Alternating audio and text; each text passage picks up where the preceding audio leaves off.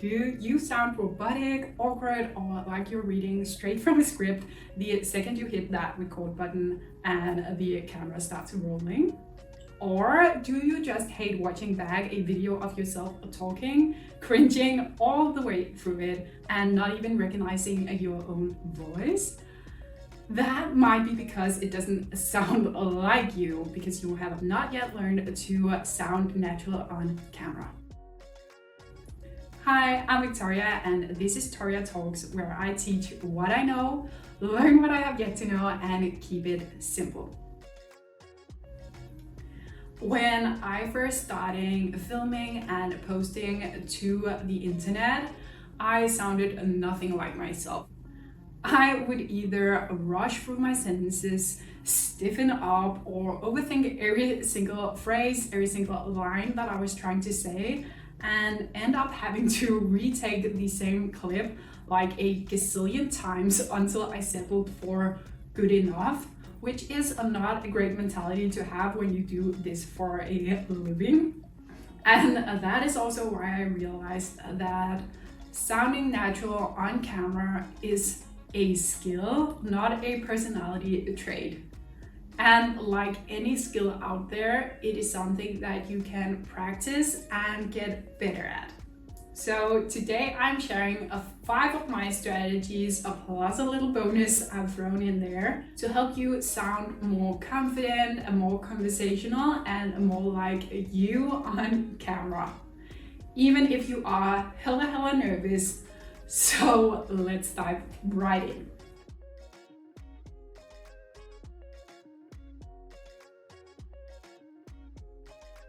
First, let's talk about why this happens in the first place. When you're talking to someone in real life, you'll get feedback. You'll get smiles, you'll get nods, you'll get words of affirmation, and you'll get really great eye contact, at least most of the time. But on camera, you are staring into a piece of glass or plastic, and it doesn't give that much feedback. So it's no wonder it feels unnatural, because it is unnatural. It's not a conversation. On top of that, many of us try to be or sound professional, which usually just makes us very stiff and over-rehearsed. So the actual opposite of natural. And that is why the goal isn't to sound perfect. It's a goal to sound like you. Maybe just a tiny bit more polished, preferably without like your regular curse words, because we're not trying to get banned. We're just trying to sound natural. So keep that in mind as we go through these tips.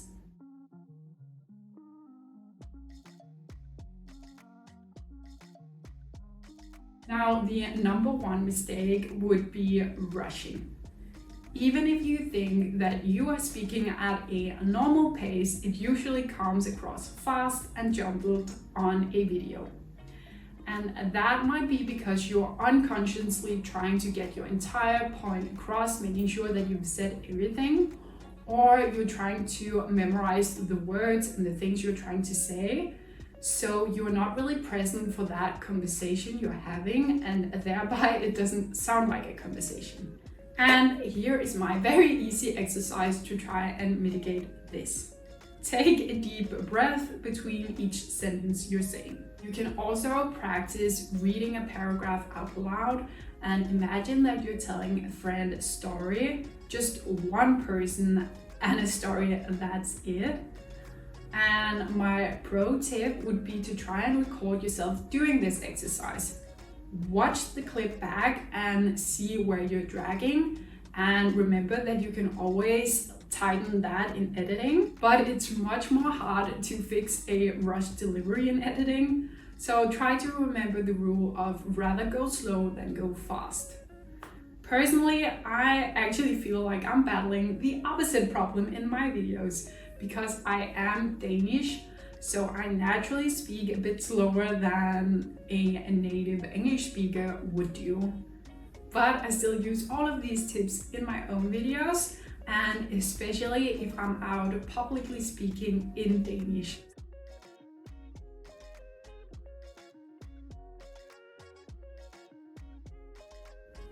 If you sound stiff, I've already mentioned it, but it's likely because you're trying to memorize the words you want to say to the camera and thereby not being fully present when you film. So here is my take on what would work better. Start by writing a simple outline or bullet points, then try to keep your notes visible when you film just off camera. Like I have my notes section on a computer screen just behind my camera so that I can glance at it, look back, deliver something, and then glance back and edit out the bad part. You can also practice saying the same thing a few different ways before you film, because that way when you say something an alternative way, it's not wrong, it's just an alternative. You can also experiment with using a pro teleprompter or a lookalike teleprompter setup through an app like the ones you see in the movie, where the news lady is looking into the camera but she's also reading her lines directly from a screen. That is like the essence of a teleprompter. I will say that using a teleprompter is also a skill that you'll have to practice in order to use naturally and sound natural, so not like you're reading a script off a screen. But whether you use the outline method or teleprompters, this will help keep your delivery much more conversational and leave room for your personality to shine through in those cracks that is the natural rhythm of filming a video.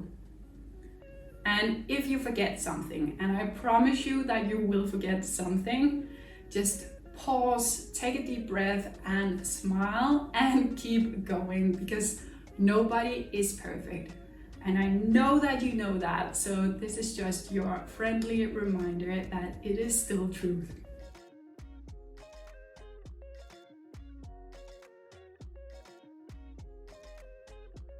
Okay, so this next one I've already mentioned in a previous video, and I've also included it in my free ebook, Confident on Camera, which is launching next week. Really excited about that. But I just find that it is so worth repeating, because it applies to sounding natural on camera just as much as it applies to looking the part. And the fact is that you need to stop talking to your audience. You need to start talking to one person. So that means no, hey guys, and rather, hey you.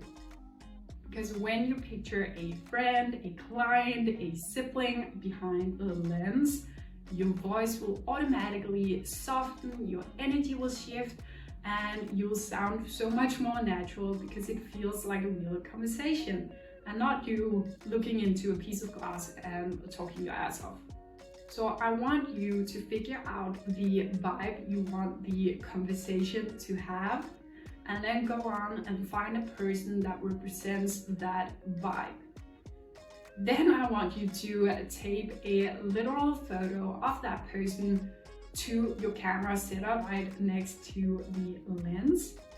And if you don't have access to a physical photo, you could also just like write a name, a vibe, maybe even a joke that really embodies that vibe onto a sticky note and place that there instead. And then lastly, very simply, I just want you to look at that photo or sticky note in between sentences or topics in your videos to keep the conversation going like was it a real life conversation.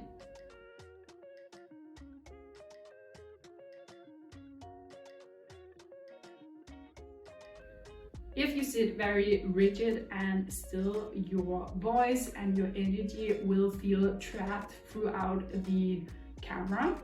But when you let yourself use your hands, you shift your weight, you move a little, your delivery will automatically feel more dynamic and more natural. You can also do as I like to do and just break out into a dance party before you even start recording to get some of that nervous energy out of your body. That definitely helps too, though it doesn't really help during the video, but it's a good step.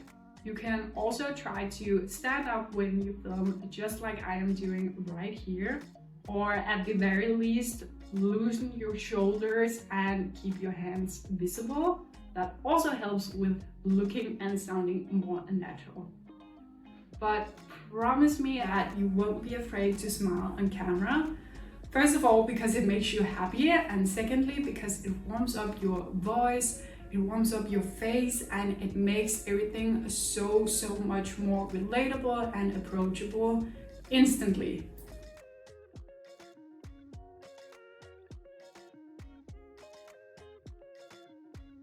Okay, would you expect your body to perform to the absolute best of its ability in a marathon if you did not even prep it or warm up beforehand?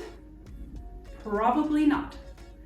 So I am obviously hinting at the fact that you should warm up both your voice and your body and your mentality before you even start filming. And there are so many ways to do this, but some of them would be like, you could read out a tongue twister to really get your mouth rolling and ready to pronounce a long list of different words. Or you could say your opening line 3 to 4 different times in different ways. Like I usually tend to do, like before I film, I do a flat deadpan version, I do a over-the-top stage-like version, and then I do a regular conversation version just to really find my energy level and dial that in. You could also record a 30-second throwaway clip just to loosen up and get yourself warm and comfortable. Try to think of it like stretching your voice just like you would your body before a workout, because it just makes everything so much more smooth and natural.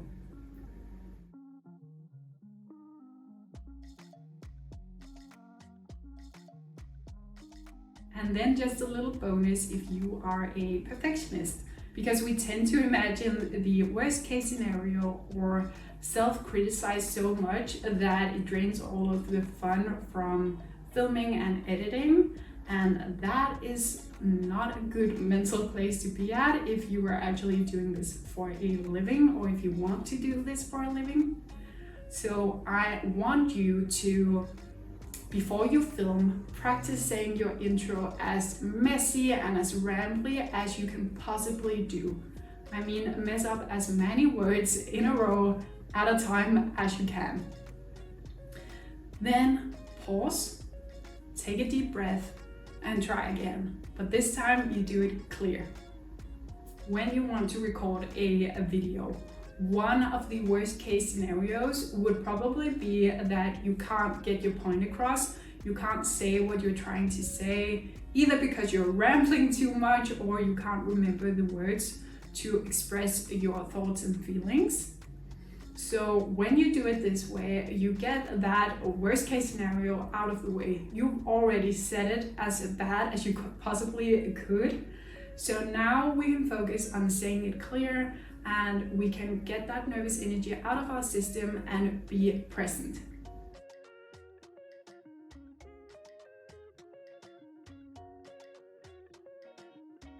Now, I have to admit that sounding natural on camera, it does take practice. It's a skill, so you need to practice in order to become good at it. But these drills and exercises are a good step along the way. And then remember, every time you show up, you get better, you practice, and that is the way to grow. I hope these tips helped you, and if they did, don't forget to press subscribe, hit the little bell, and keep an eye out for my new ebook, Confident on Camera, which is launching for free next week. And then just 2 things to remember. Your audience wants you, not just the perfect version of you. So stop overthinking and start showing up. And secondly, remember that all it takes is one little step at a time, and you are already out here doing it.